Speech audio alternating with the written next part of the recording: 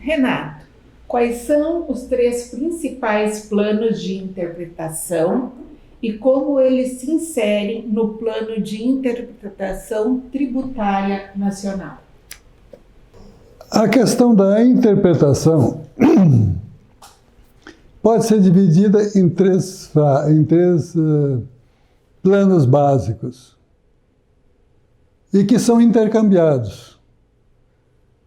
Então, são planos transdisciplinares. Eles não são justapostos, eles invadem o outro. Esses planos, a primeira é a interpretação criptográfica. É o que está sendo feito hoje pela teoria jurídica. Simplesmente se toma o texto, a palavra, e a partir dali se busca estabelecer o que aquele texto fala. A segunda parte é a contextualidade. Então, temos que inserir essa questão no contexto em que ele ocorre. Esse contexto, efetivamente, vai direcionar aquela forma de pensar para um determinado horizonte. E o terceiro plano seria o pragmático. Sim, mas vai voltar no tempo e vai querer estabelecer o pragmatismo como forma de interpretação? Não é isso. O que nós estamos pensando são efetivamente estabelecer uma espécie de processo de interpretação em que se considere intercambiadamente essas três questões. Vamos voltar a Nietzsche. Sei lá, 180 anos atrás. Nós já falamos disso. Ele chegou num determinado momento que ele disse assim, olha, Deus está morto. Sim, mas em que contexto ele referiu esses termos? Ele estava trabalhando na área da filosofia e na área da fundamentação daquilo que essa filosofia estava fazendo. Um raciocínio de cada qual, formulado a partir de cada consciência, e essa consciência, como se falou nas aulas anteriores, estava fundada em Deus.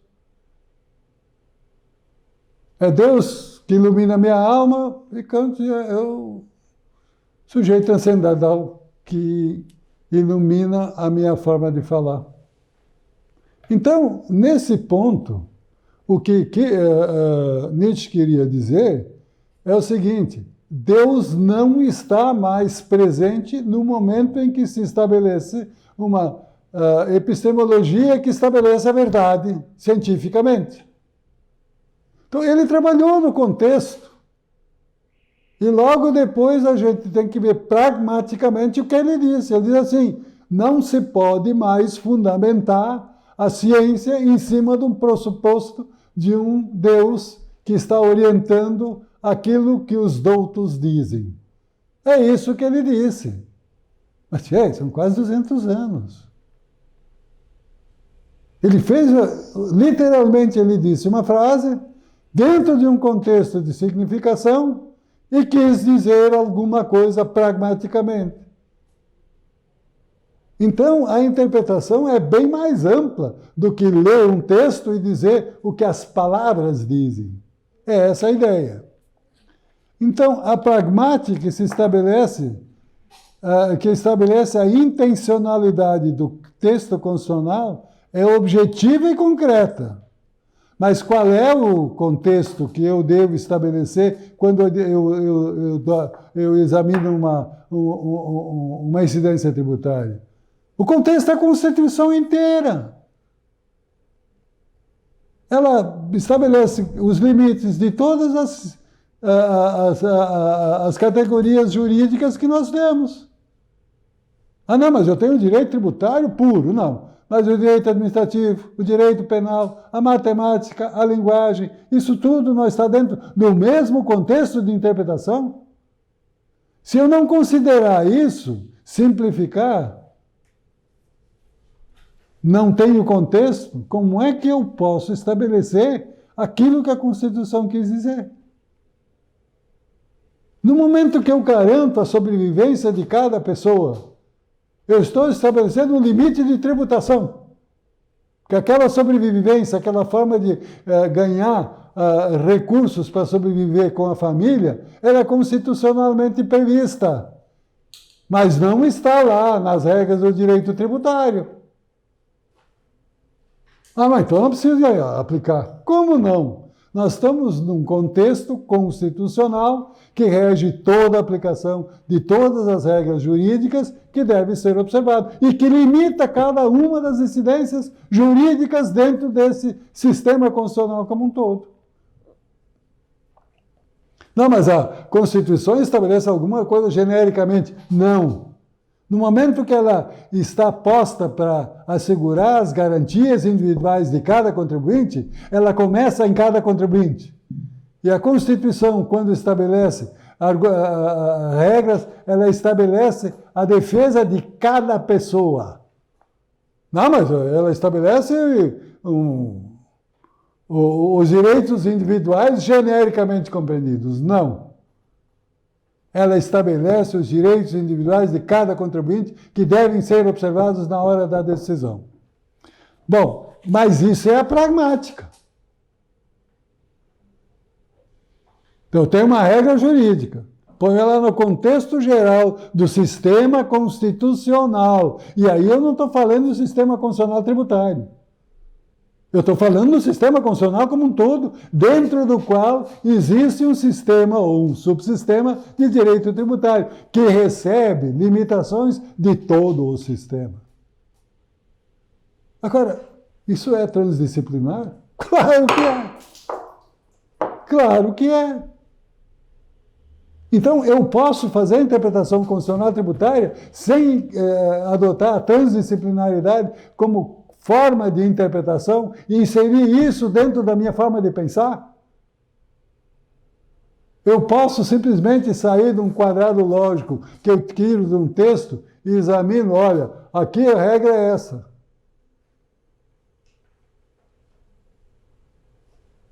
Vamos voltar àquela questão do direito adquirido a uma decisão definitiva na justiça.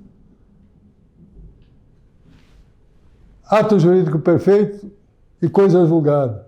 Mas a coisa julgada está inserida na Constituição, em todo o sistema.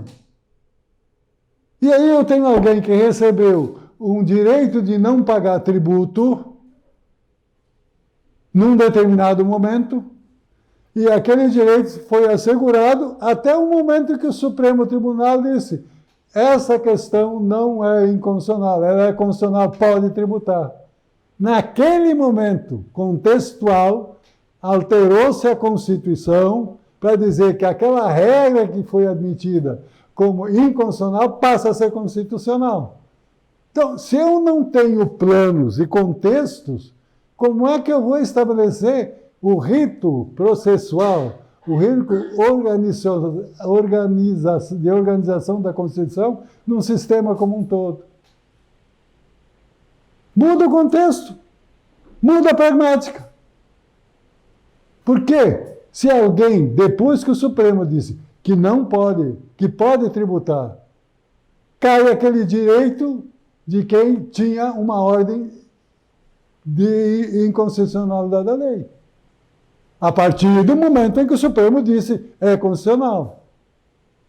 Se eu insiro isso dentro do contexto e vejo os planos em que as coisas ocorrem, automaticamente eu tenho uma pragmática diferente. Vamos voltar àquela questão que se discutiu no momento de apresentação do orçamento da União, em que tinha que se aumentar a possibilidade de se incluir determinadas reservas e ultrapassar determinados limites no plano dos orçamentos públicos. Veio uma decisão que disse, olha, não precisa alterar a Constituição para que se reserve verba para manter a sobrevivência dos pobres. pagar um valor mensal para que aqueles pobres tenham um mínimo para viver. Mas o Estado é a proteção de todos. E é primordial, dentro do direito constitucional, a manutenção da vida. E a vida, nesse ponto, se mantém dando alimentação para as pessoas. E o Supremo disse, não. Isso aqui é uma função primordial do Estado. Não depende do formalismo que permite que determinadas situações limitem esse auxílio às doenças. Então, aqui nós temos pragmáticas diferentes. De que nós estamos tratando? Sobrevivência de uma pessoa que não tem o que comer. Ah, não, mas isso não está no orçamento, nós não podemos fazer alguma coisa aqui e dar alguma coisa para ela. O Supremo disse, não precisa. Isso a Constituição já mandou. O orçamento ele tem que ser ordenado de forma a que isso seja admitido. Mas enquanto o parlamento não fixar isso, não se pode interromper essa questão da sobrevivência das pessoas. Então, aquele auxílio mensal dado para as pessoas, ele não depende de lei, ele está na Constituição. E aí, a pergunta é, texto da lei precisa fazer isso, e se não observar o orçamento, está sujeito até um impeachment. Ah, tudo bem.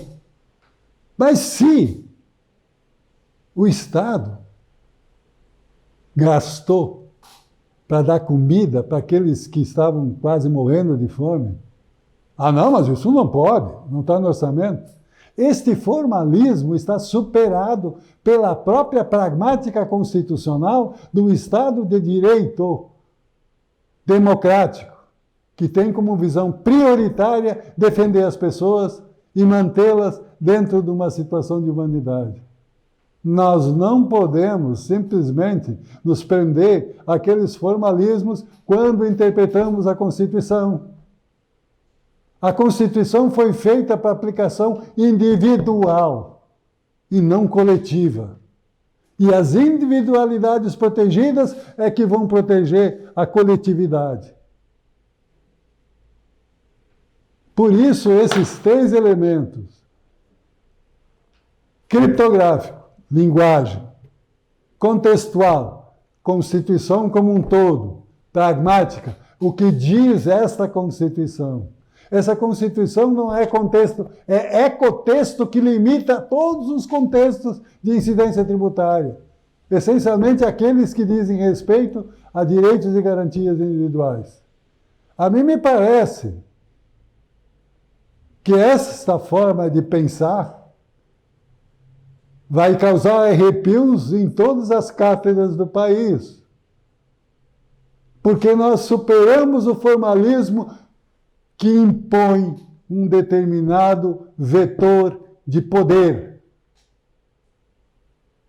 Esses vetores de poderes, eles estão calcados nesses imprintings que uma vez foram tidos como técnicas de interpretação e hoje estão amplamente superados. E parece que isso não existiu quando se olha aquilo que as universidades estão lecionando. Hoje simplesmente se retira alguns créditos de um determinado contexto e põe para outros. Vamos estudar o idoso dentro de um determinado contexto. O idoso é idoso, é pessoa. E se insere na totalidade que tem um tratamento constitucional. E ali não tem disciplinaridade de matéria que eu faça um recorte metodológico. O idoso vive dentro da comunidade política. E como tal, ele tem uma inserção no todo como um elemento essencial da comunidade. Ah, não, eu tenho uma comunidade, agora eu tenho esse. Eles estão contidos dentro do todo e limitam o todo no seu, na sua conjugação de princípios e sistemas e que buscam estabelecer uma pragmática que deve ser observada dentro de um Estado democrático de direito republicano. enquanto não se modificar a forma de pensar. E por isso que o sistema científico tem que ser epistemológico e não lógico-objetivo. É neste ponto que nós batemos e é por isso que se tem essa insegurança jurídica no país que muda na medida em que se modificam os ministros que são indicados. E aí temos que recordar aquela turma lá de 1500, 600, que orientavam os reis para dizer o seguinte: façam as leis, Maquiavel, mas não se esqueçam de controlar aqueles que vão julgar o que as leis determinam. No momento em que vocês não controlam este poder, vocês perderam o poder de político. Isso foi em 1650.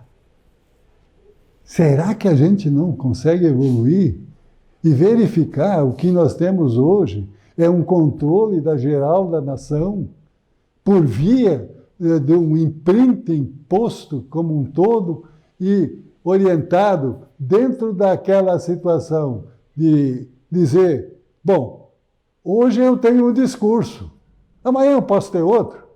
A verdade é relativa.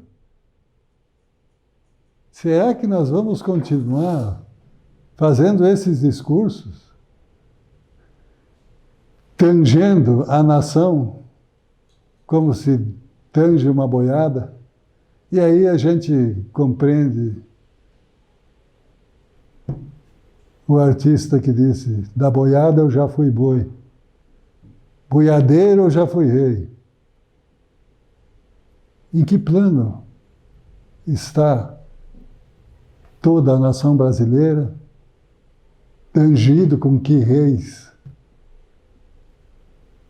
Desculpe a gente trazer isso para um plano politicamente baixo. Mas vamos olhar os reis boiadeiros. O que eles estão fazendo com a nação? E eles estão fazendo isso porque a nossa forma de interpretação não modificou nos últimos 1000 anos. Nós estamos interpretando as nossas leis como o clero interpretava a Bíblia, que regia toda a comunidade, em 1200, 1300. É duro dizer isso, mas isso eu estou procurando demonstrar nas minhas aulas, e se alguém tiver dúvida, consiga ler um livro. Está documentado historicamente toda essa evolução do poder, e que hoje é o mesmo que se tinha em 1500, 1200.